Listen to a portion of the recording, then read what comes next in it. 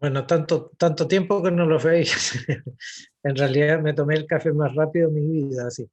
Eh, Sí, mucho gusto ahora volver a estar con ustedes y poder compartir este momento. No se escucha una voz, no sé si hay algo que quieren decir, ¿no? Ya. Eh, Puedo compartir pantalla, ¿no? Debería. Aquí. Sí. Aquí un segundito, voy a ver este. Ya.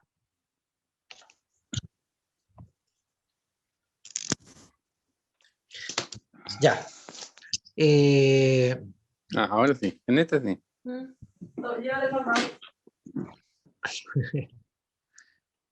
Bueno, el acompañamiento espiritual, yo voy a ver este primer tiempo, porque ustedes van a darse cuenta que es un tiempo que influye mucho en todo lo que viene después.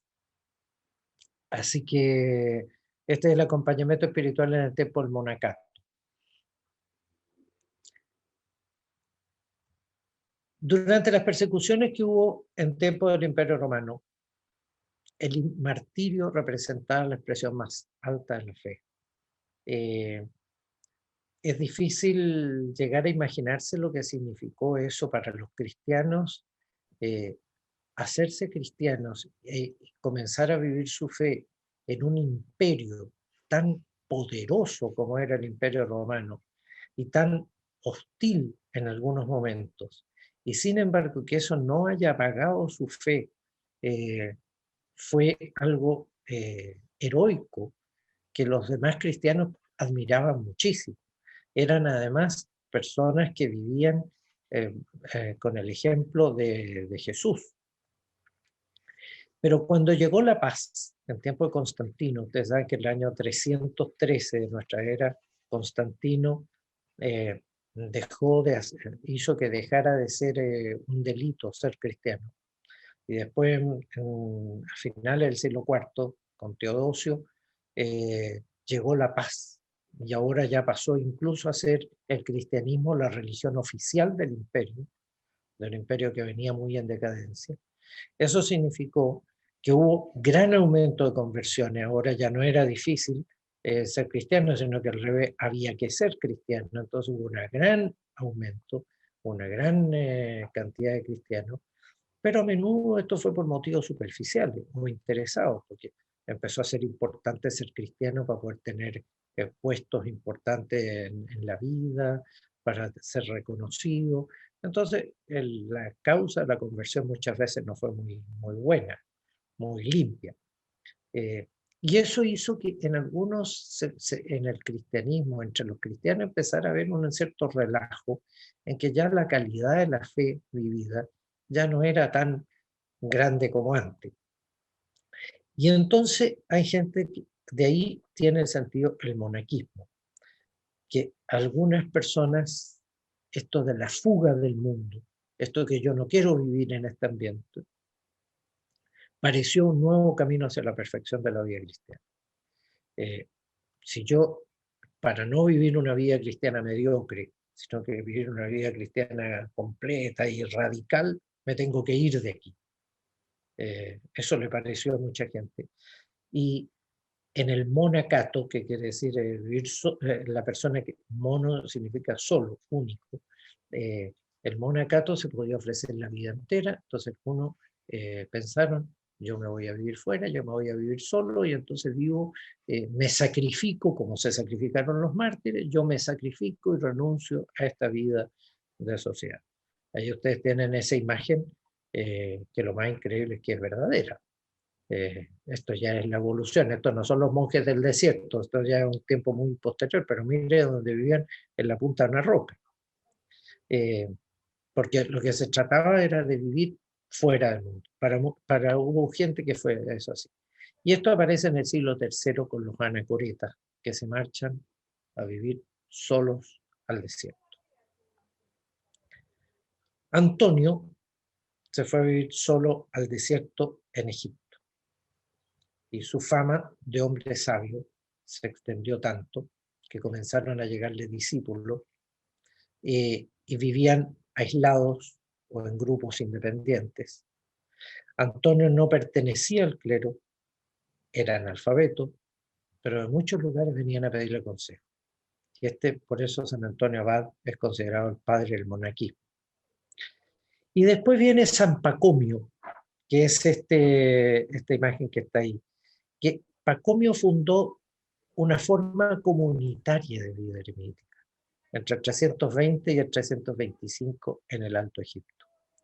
Hizo la primera regla monástica y determinaba detalladamente el ritmo cotidiano de la vida, la oración común, la disciplina. Cada uno tenía que tener deberes precisos al servicio de la comunidad. Entonces hubo tejedores, jardineros, pescadores, pastores, que trabajaban en eso para el bien de la comunidad. Y el superior era un abad. Vivían de su trabajo y lo que producían era para el consumo, para la venta.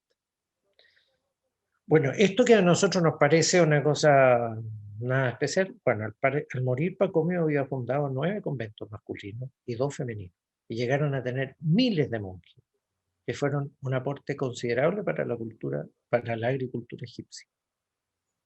Piensen ustedes lo que significa una persona que se dedica el día entero a su trabajo y a todo eso, y con un espíritu de oración que le hace dar sentido al trabajo, entonces trabajar bien, bueno, eso dio mucho fruto para el bien de la sociedad. Este monacato pacomiano, o sea, Pacomio, fue un movimiento laico. No eran curas que se iban a vivir allá, ni se iban a vivir y se ordenaban de curas, no, iban como laicos. Y la liturgia se celebraba en una iglesia local o en un monasterio, ya cuando ya se organizaron como cuerpo. Y era oficiada por sacerdotes que no eran monjes y que venían a celebrar esa liturgia. Este tipo de vida se asemejaba a la vida claustral de los siglos posteriores. Era un estilo de vida independiente, flexible, no se daba mucha importancia a la estabilidad, no importaba que salieran de ahí, pasaban de un grupo a otro para ponerse a la escuela de nuevas macetas, porque ahí iba una persona que llegaba y que impresionaba mucho a los demás, entonces se convertía en punto de referencia para los demás, y de repente llegaba otra persona muy sabia a otro monasterio, entonces se iban para allá, era un poco, circulaba la gente así, bueno, no eran grandes cantidades de personas tampoco, pero eso estaba permitido. Y había una vida ascética muy fuerte, sin que faltaran exageraciones. Frecuentaban la Eucaristía, oraban, ejercitaban las virtudes, practicaban la caridad, trabajaban, y muchos alcanzaron gran profundidad en su pensamiento. Piensen ustedes lo que significa vivir en el desierto por amor a Dios, porque uno quiere ser como Él, por amor en la entrega a Él. Bueno, eso dio mucha gente de mucha calidad. Desde el siglo IV surgieron monasterios en Palestina, en Siria, en Asia Menor, que siguieron este modelo egipcio. Colonias de eremitas bajo la autoridad de un abad, vivían en celdas independientes que se ponían una junto a otra, entonces se creaba una especie de monasterio en torno a un área central donde había una iglesia, habitaciones, pero no era tanto el sentido de Pacomio, no había mucho compartir, era como un punto común así, pero eran varios independientes. Y el gran legislador de esto fue San Basilio. En general, el monacato oriental fue más extravagante que el egipcio, más rudo. Y como no había una normativa, se desarrollaron formas extrañas, exageradas, realmente exageraciones en la penitencia, algunos que vivían en una columna, así, para que no estar con nadie, formas un poco extrañas. Así que junto a experiencias de santidad, había otras de gente rara, ¿no? Pero había también experiencias de santidad. Y no tenía mucha relación con la autoridad civil, eran como un grupo aislado, marginado de la sociedad, porque eso era lo que ellos querían vivir. Y en el occidente, San Atanasio difundió el monacato porque él estuvo exiliado, entonces estuvo en Treveris, que vivía en Alemania, en Roma, y entonces ahí empezó a difundir Y después lo difundieron otros peregrinos que fueron a Tierra Santa, que se encontraron con estos monjes, que se impresionaban con la vida que llevaban, entonces que querían reproducirlo ahí. Y en la segunda mitad del siglo IV ya había monasterios en Occidente. En Roma hubo un fuerte movimiento ascético por influencia de San Atanasio y de San Jerónimo, que estuvo en Roma entre el 380 y el 384. Entonces hubo mucha influencia de ellos, así como para que fuera muy, muy rudo, muy ascético esta vida, experiencia monacal en Occidente. Entonces estaban viviendo efectivamente este martirio, este espíritu del martirio, lo estaban viviendo eh, en la vida cercana, pero retirado, porque eso era parte del martirio, era morir a esta realidad que se vivían en la vida cotidiana. San Agustín se hizo promotor de iniciativas cenobíticas, o sea, como Pacomio, en África, con miembros del clero de Hipona, él era obispo de Hipona. Y en el siglo V se fundaron muchos monasterios, especialmente en la Galia meridional. San Benito fue el que fundó los benedictinos, que fue la orden monástica más importante. Él vivió entre el 480 y el 47, 67 años, que en ese tiempo parecía que era un anciano decrépito casi, 67 años, murió de ser. Y él vivió como eremita en Subiaco. Aquí se juntaron con él sus primeros discípulos. Y después se fue al sur, donde fundó Montecassino, que queda en la zona de Nápoles, allá por ahí. Y su regla dio forma al tipo de monasterio occidental. Y él impuso la estabilidad. El monje se obligaba a permanecer en ese monasterio para el resto de su vida y no ir peregrinando de un maestro ascético a otro como se hace en Egipto.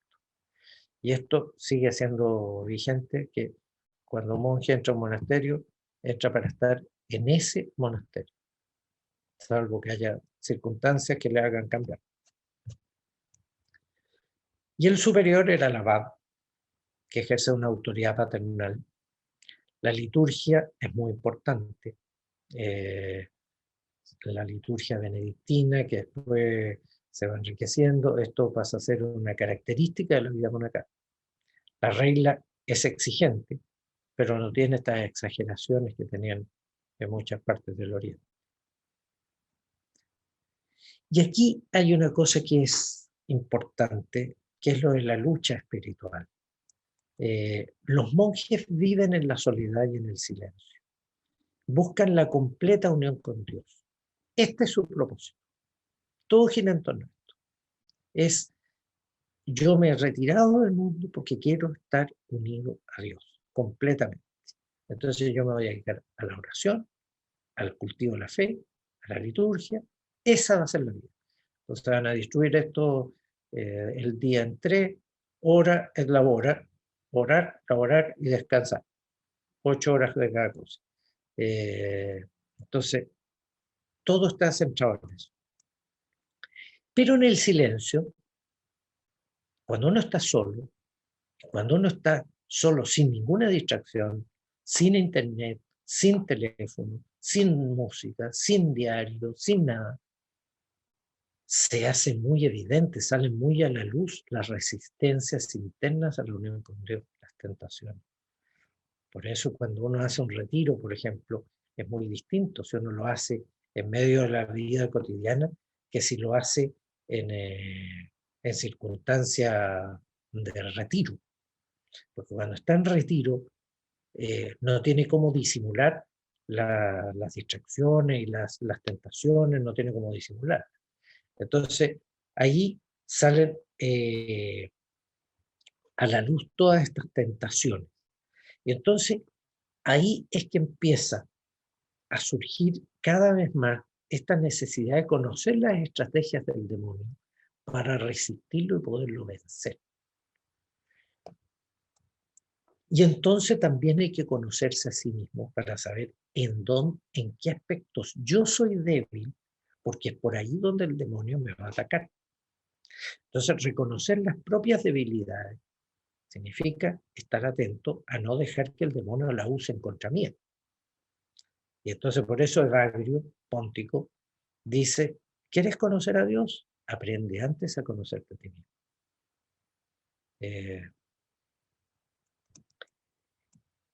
Y hay ciertos mecanismos característicos de la tentación, que esto se va tomando conciencia, que esto no tiene novedad, sino que es simplemente tomar conciencia. Esto está en la naturaleza humana, esto está en toda la historia de la salvación, esto está en la Biblia y esto está en la propia experiencia de Jesús. Pero se va haciendo consciente esto, que la tentación comienza estimulando al mal a través de imágenes, de fantasías, que provocan turbación e inquietud.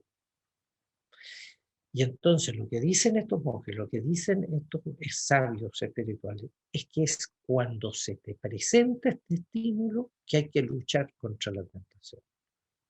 Más bien dicho, antes, velando para no ponerse en situación de ser tentado, cuidando los sentidos. El que no rechaza la tentación en ese momento y comienza un diálogo con ella, verá cómo ella se agiganta en su interior hasta convertirse en una presencia obsesiva que atenta contra la libertad. Esto San Ignacio lo dice muy claramente también en los ejercicios, que no hay que dejarse mover por el mal espíritu y ni siquiera hay que dialogar con él, porque uno es débil. Uno no puede entrar en un diálogo porque claramente va a salir perdiendo. Contra el mal, con el mal no se dialoga, porque entonces te vence. Porque además que cuando uno empieza a convertirse en una presencia obsesiva, que tú ya no te sientes, que te sientes abrumado por esto, suele seguir el consentimiento, que supone una decisión libre de actuar conforme a la tentación. Y después es muy posible que se convierta en un vicio. Y esto, ustedes piénsenlo en cualquiera de las cosas, en las cosas sexuales, en las cosas de gula, en las cosas de ira, en las cosas de maltrato a otro, en las cosas de aprovechamiento de otro, en las cosas de robar, de la droga, etcétera, etcétera, etcétera. Se empieza con algo poquito y uno tiene la tentación. Uno se imagina lo que sería quedarse y aprovecharse de esa persona, o robar esta otra cosa, o comerse una cosa que uno tiene prohibido comer. Y uno dice, bueno, pero ¿qué tanto? Bueno, un poquito ya. Y cuando empieza con un poquito, después va a más. Y después ya no puede renunciar. Y entonces la vida espiritual está marcada por esta lucha entre el deseo de vivir unido a Dios y las resistencias propias alentadas por Dios. Y es una lucha que se da en el corazón humano. Este es el lugar del encuentro con Dios, pero también es el lugar de los vicios y las maldades. Lo que Jesús dice, lo malo no es lo que entra al hombre, sino lo que sale del hombre. Es de ahí. Lo que sale de la persona es lo que a uno lo hace mal. Porque es de ahí donde salen los vicios, es donde salen los abusos, es donde sale la prepotencia, la violencia, es del corazón que sale fuera. Y Orígenes dice, tú debes luchar en ti mismo, porque tu enemigo procede desde lo más profundo de tu corazón. Y también Jesús tuvo que luchar. Las tentaciones son eso, ahí están resumidas lo que fueron las grandes tentaciones que vivió todo el mundo. Esa fue su lucha permanente, de no vivir para sí mismo, sino para entregarse. Y unidos a Él, y siguiendo su ejemplo, también nosotros podemos vencer. De Él recibimos la fuerza y la sabiduría. Por eso se necesita familiaridad con Él, con su palabra, cultivar la fe. No es la fuerza humana la que puede resultar vencedora, sino la gracia de Dios. Pero lo importante es disponerse a la gracia, es abrirse a la gracia, porque si no, ¿cómo lo hace? Y entonces Evagrio sistematiza y formula estas tentaciones que son las que nos inducen al mal. Y él dice, y aquí ustedes van a ver que hay mucha sabiduría en todo esto. 8 son en suma los pensamientos que engendran todo vicio. Que todos estos pensamientos turben el alma o no la turben, no depende de nosotros, pero que se detengan o no se detengan, o que exciten las pasiones o no las exciten, de nosotros depende. Yo no puedo evitar que me turbe la tentación, pero sí que yo puedo decidir qué voy a hacer ante esa tentación. Luchar contra la tentación y luchar para que no se me produzca, para no ponerme en condiciones de que me vengan tantas tentaciones. Y entonces esto prácticamente ustedes van a ver que tiene mucho que ver con los pecados capitales. La gula. El pensamiento de la gula sugiere al monje el rápido abandono de su ascesis, representándole en su imaginación el estado de su estómago. A menudo le hace acordarse también de algunos hermanos que han caído en estas enfermedades como si les acaeciese a consecuencia de la ascesis. Entonces dice, bueno, estos otros se enfermaron del estómago, entonces, ¿qué tanta ascesis? Como si fuera culpa de la ascesis que se enfermaron del estómago. La lujuria. El demonio de la lujuria induce a desear cuerpos atrayentes y arremete violentamente contra los que practican la continencia, a fin de hacerles desistir, persuadidos de no conseguir nada así, e infectando el alma, la inclina a aquellos actos deshonrosos. Le hace decir ciertas palabras y a su vez escucharlas como si el objeto estuviera visible y presente. Piensen ustedes, el monje, apartado, solo, o cualquiera de nosotros, cualquiera de ustedes, cualquiera de nosotros, o una persona que está en una situación así, este monje piensa en estos cuerpos atrayentes, en estas mujeres preciosas, en estas mujeres cuyos cuerpos se le presentan así, y arremete violentamente contra esta continencia. Y le hace sentir, bueno, esto no va a conseguir nada así como está en este estar solo. Y entonces infecta el alma, inclina aquello, y le hace incluso, de repente se encuentra este monje solo diciendo cosas y escuchando cosas como si fueran visibles y presentes, que son en la pura imaginación suya.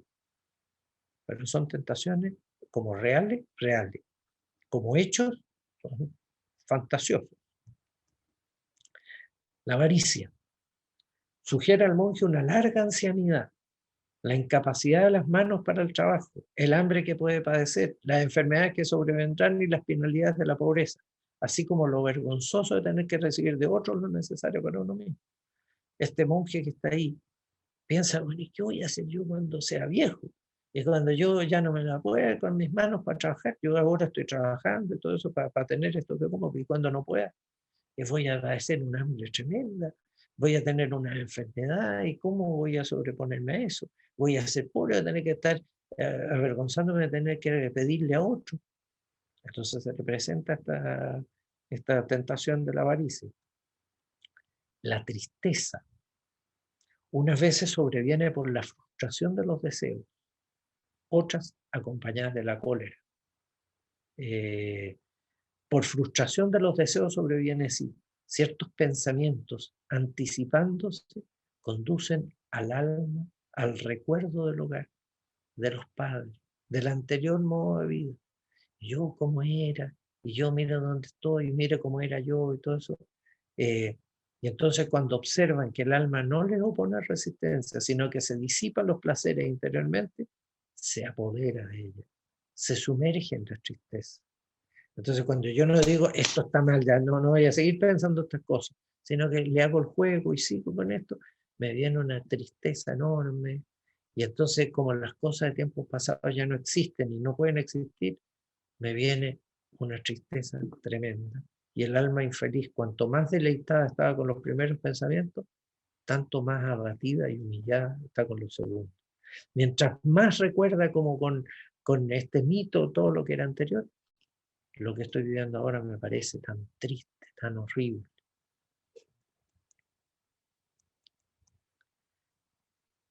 La cólera exaspera el alma durante todo el día, pero sobre todo subyuga el intelecto durante la oración, representándole el rostro del que le ha contristado.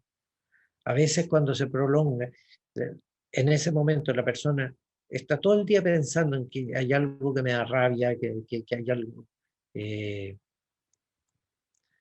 hay algo que me da rabia, que hay algo, pero en algunos momentos cuando estoy orando, cuando estoy a solas, me viene especialmente el rostro de esa persona y me da una rabia espantosa.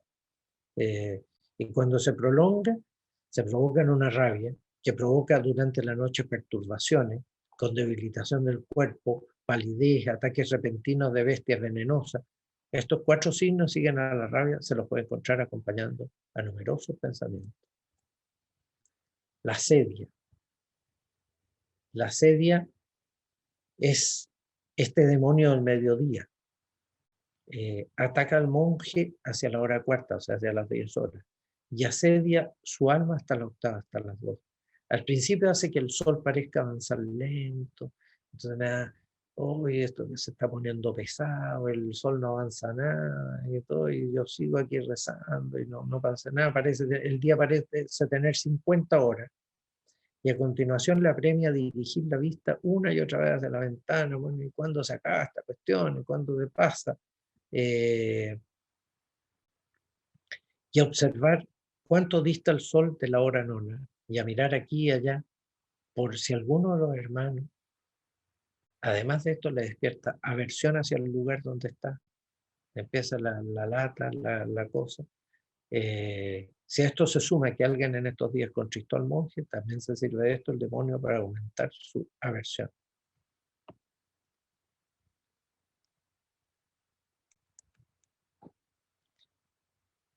Este demonio le induce entonces al deseo de otros lugares en los que puede encontrar fácilmente lo que necesita y ejercer un oficio más fácil de realizar y más rentable. Se quiere ir de ahí.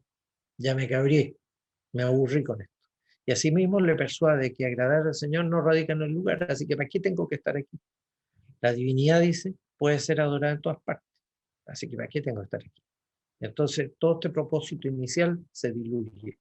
Y añade a estas cosas también el recuerdo de su familia, del modo de vida anterior, le representan la larga duración de la vida, poniendo ante sus ojos las fatigas de la ascesis, todo lo que va a durar esta vida y toda esta cosa ascética.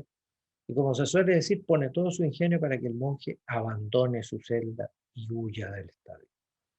A este demonio no le sigue inmediatamente ningún otro. Una vez concluido el combate, un estado apacible y un gozo inefable suceden al alma. La vanagloria. El pensamiento es el más sutil y se disimula fácilmente en aquellos que practican una vida recta, deseando difundir sus luchas y procurando con afán la gloria que le proviene de los hombres.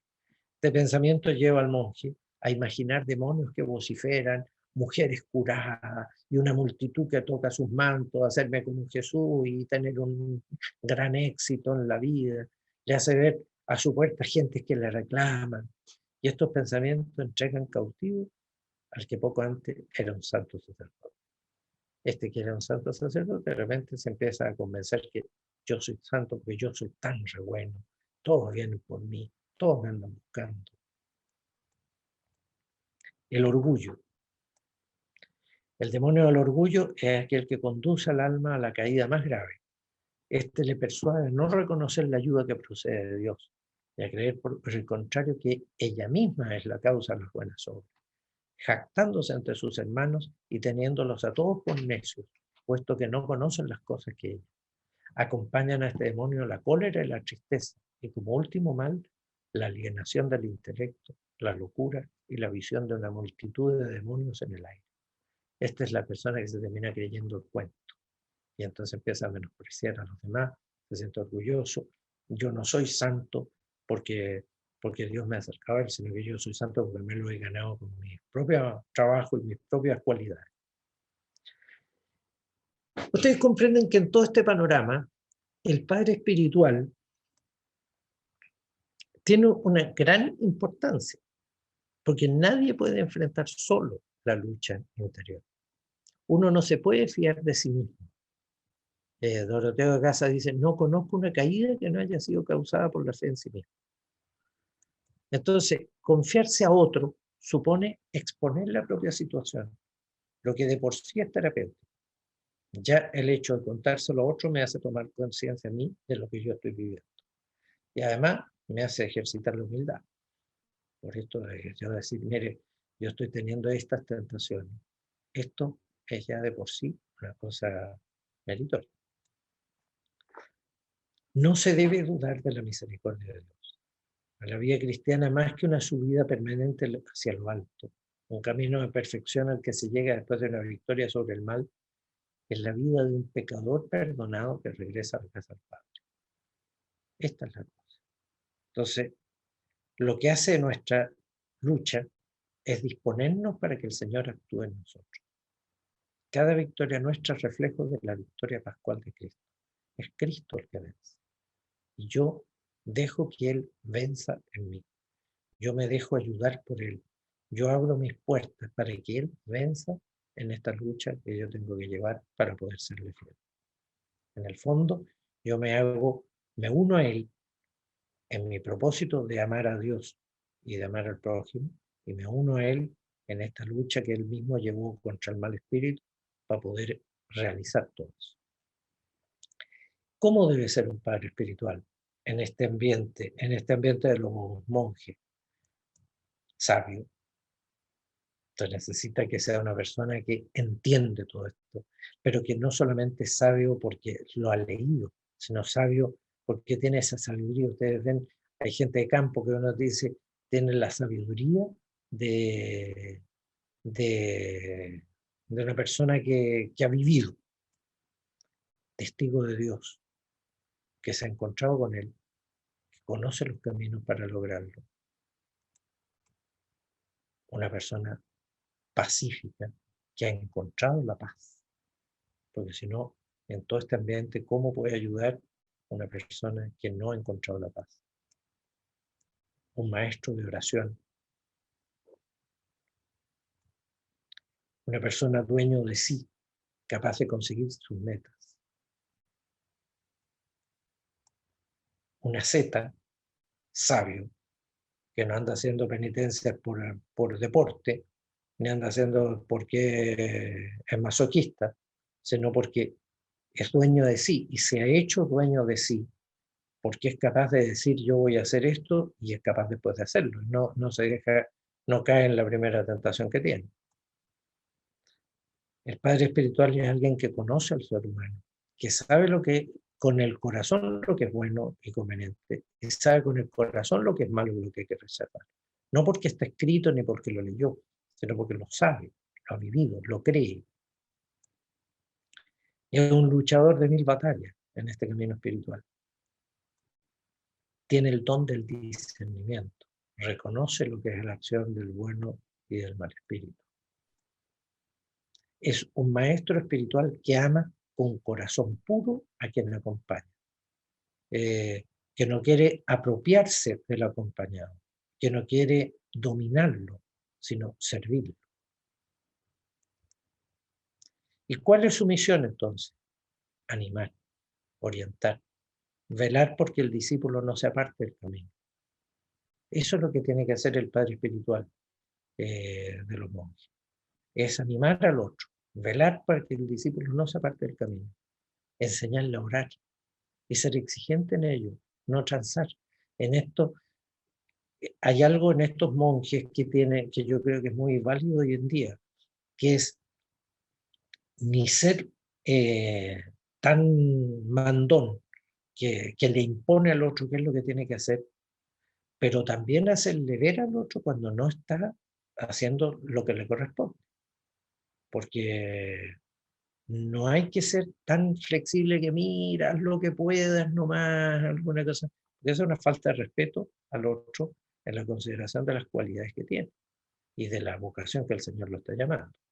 Que sea libre para ver lo que Dios quiere, pero eso, que lo viva hasta el fondo.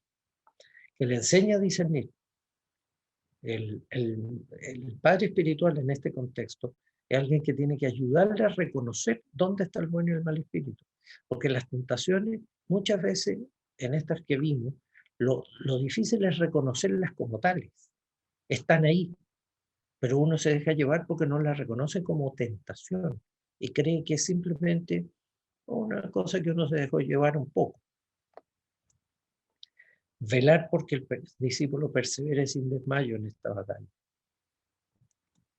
Ayudar al discípulo que se conozca a sí mismo, que tenga conocimiento de la naturaleza del ser humano, que sepa que nosotros somos débiles, nosotros somos frágiles, nosotros tenemos estas inclinaciones, pero además tú tienes que reconocer cómo eres tú, dónde están tus debilidades, porque es por ahí. Algunos son muy frágiles a una cosa y no a otra, y a algunos le parece como medio ridículo que alguien pueda caer en una tentación de estas que vimos, pero para otros eso es fundamental. Entonces,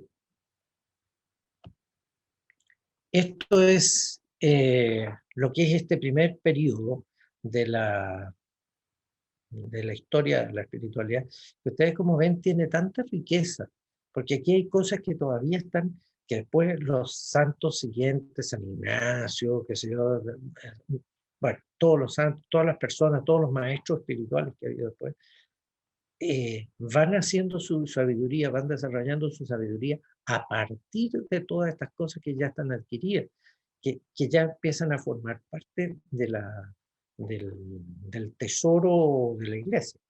Y entonces toda esta experiencia, esto de vivir en el desierto, esto es de vivir en el desierto físico, desierto, o en el desierto en el sentido de la soledad, te lleva a estar muy, muy solo y salen a la luz todas estas cosas. Entonces el que las enfrenta adquiere mucha sabiduría, mucha riqueza, que si la pone a disposición de los demás, es un gran aporte que nosotros podemos tener. Y por eso es que vale la pena mirar esto, que no es simplemente un dato de la historia, sino que es aprovechar la riqueza, la sabiduría que se engendró ahí, que nosotros lo vamos a aprovechar. Así que eso, yo los invito ahora que, entonces, no sé, si Celia ahí pasamos a la actividad en grupo y todo eso, como para poder comentar y como para poder eh, enriquecer todo esto, hacer lo propio, recogerlo. Vamos a pasar la actividad de grupo. La actividad tiene un poco la misma característica de la actividad anterior. Ustedes, Jaime hizo mención a un monacato, trató temas que aparecen harto dentro del acompañamiento espiritual. El trabajo de grupo que vamos a hacer ahora, desde el escuchado o leído en la semana, que ustedes también leyeron, qué características, sabidurías, aprendizajes del acompañar podemos poner en nuestro maletín para poner en práctica en el servicio de acompañar. Somos personas que ya tenemos servicios, ya desarrollamos hartos servicios. De esto que hemos escuchado, ¿qué vamos dejando en nuestro maletín? Y ahí yo pongo como 4 puntos, 4 aprendizajes que aparezcan en los grupos. Ahora vamos a tener un poquito más de tiempo, vamos a tener media hora. Pueden regresar si quieren al trabajo anterior, que era lo que es o que no es acompañamiento. Si quieren partir por ahí compartiendo alguna idea y después fijarse sobre esto. Entonces vamos a trabajar hasta las 12:10. Las 12:10 retomamos. Vamos retomando, entonces vamos a hacer como hicimos anteriormente, con la pedagogía, que 2 puedan compartir. Y luego le pasamos a Jaime para que vaya cerrando. Entonces,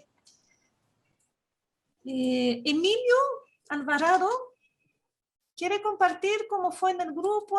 Si pudieron hacer la síntesis, recuérdense que la síntesis tienen que compartirla en el chat. Cada grupo comparte su síntesis para que Marcelo después nos pueda enviar a todos. No, Emilio, con te gusto. escuchamos.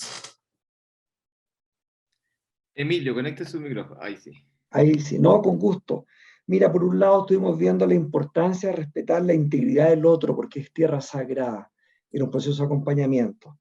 También esto de escuchar, no a uno mismo, sino que escuchar al otro, pero justos, en forma conjunta, escuchar al Señor. El tiempo que uno da es un tiempo valioso, pero es un tiempo que está en beneficio de otro. Como esto no es un acompañamiento psicológico ni terapéutico, decíamos que es muy importante siempre comenzar y terminar con una oración, porque en un contexto de acompañamiento espiritual. Y una cosa que mencionamos adicional era que cuando el padre revisó nos presentó las tentaciones, era que en la cultura actual estas tentaciones como que de alguna forma están normalizadas, y no hay que perderlas de perspectiva que son tentaciones. Eso puedo compartir. Gracias, Emilio.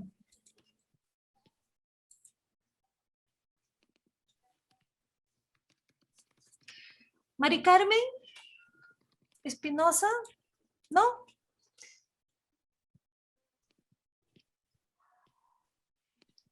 Yo no he hecho el resumen del grupo. Ya, está bien.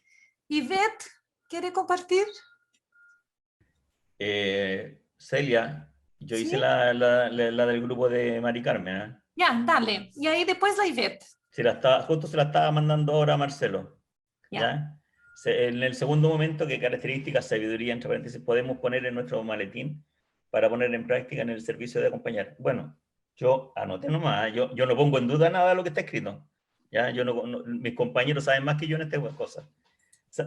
¿Qué ponemos en el maletín? La sabiduría de los padres del desierto, no dejarnos guiar por la psicología moderna. Los seres humanos somos más que nuestras estructuras biológicas, psicológicas, metodológicas, puse también. Experimentar en carne propia el desierto y la oración, practicarlo siempre, para que el acompañado ingrese a este camino. Nadie puede caminar ni salvarse solo. La importancia de sentirse acompañado por otro, donde el discernimiento que se va adquiriendo. Actitud, amar con ternura y respeto, porque estamos entrando en tierra sagrada. Somos animadores, ser animadores del acompañado. Están en oración permanente, ser perseverantes y prestos a ayudar al acompañado. Entregarnos a la misericordia del Señor. Ser sabios, cautos, prudentes, humildes y de humilde escucha. Ir preparando el camino para la vida eterna y saber enfrentarnos a las tentaciones del demonio. Rechazar las tentaciones tajantemente, nunca dialogar con ellas. Reconocimiento de nuestras flaquezas, saber de mis valores y debilidades y abandonarse al amor y misericordia de Dios. Ya, eso. Gracias, Alfredo. Ivette, ¿quiere compartir? Por supuesto, el grupo muy interesante. Yo vengo del otro curso de acompañamiento espiritual. Nos sumamos a todo lo que ya se ha dicho y una de las reflexiones finales que se hizo es el secreto que hay que cuidar de la persona que uno acompaña. La confidencialidad de lo que ellos nos cuentan, para nosotros tenemos que valorarla por la confianza que nos da y siempre tratar de guiar al acompañado en su discernimiento en la vida con el Señor. Esto. Gracias, Ivette. Gracias a todos que compartieron. Los recuerdo, vayan dejando en el chat sus síntesis. Pasamos la palabra a Jaime para que haga el cierre de este momento. Celia, ¿Sí? es que quiero decir algo muy preciso de nuestro grupo, que nos tocó un grupo excepcional y dentro eran 2 personas extranjeras y alguien dice, que cierre lo que estábamos hablando, porque la persona que voluntariamente dirigió lo hizo muy bien y él pensó que le dijeron que cerrara todo y se fue. Entonces queremos decirle y disculparnos si lo vio así, porque realmente lo quisimos mucho en nuestro grupo, entonces cuando se fue, le queremos decir eso. Gracias, María Graciela. Gracias. Se entiende que este tema tecnológico a veces nos pasa esto. Y vocabulario también. Y el vocabulario también. Gracias. Jaime. Bueno, yo les quiero dar gracias a todos ustedes porque yo fíjate que veo que aquí en estos momentos hay 194 pantallas encendidas. O sea que hay bastante más gente porque hay muchos que están en pareja. Esto es una gran esperanza porque yo cuando escucho a ustedes decir que hay que respetar al otro como tierra sagrada y lo hacen suyo, eso, yo no encuentro una gran esperanza para la iglesia. O sea, yo le quiero dar gracias a Dios por lo que está haciendo entre nosotros. Esto yo creo que entre las tantas críticas y defectos que se le marcan a la iglesia, que son la mayoría de ellos desgraciadamente justificados, bueno, está también este lado muy positivo, que también hay mucho deseo de servir y de hacer el bien a otros y todo eso. Yo creo que en este sentido hay que aprovechar todo lo que se pueda de la psicología, de la terapia, de la teología, de la filosofía. Hay que tomar todo lo que sirva, hay que filtrarlo, hay que decantarlo y usarlo para servir a otros, para llegar al encuentro con el Señor. Yo creo que no hay que nunca dejar de darle gracias a Dios porque cuente con nosotros, porque nos llame a su servicio para ayudar a otras personas a esto. Es un regalo tremendo. Yo siempre digo, lo repito ahora, cuando uno está en una situación de emergencia, cuando uno está en una situación de crisis, uno pide, mira, yo aquí necesito las personas más confiables, porque esas son las personas que me pueden ayudar. Bueno, el Señor ha pensado en nosotros. Es increíble. A mí me cuesta de repente creerlo, que en circunstancias tan difíciles me ponga a mí, nos ponga a nosotros y nos ponga juntos. Pero así es.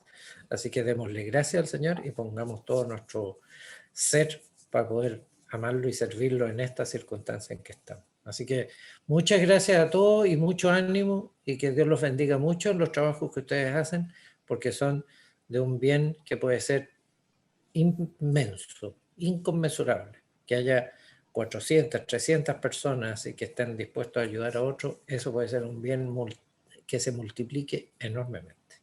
Así que gracias a todos. Gracias, Jaime.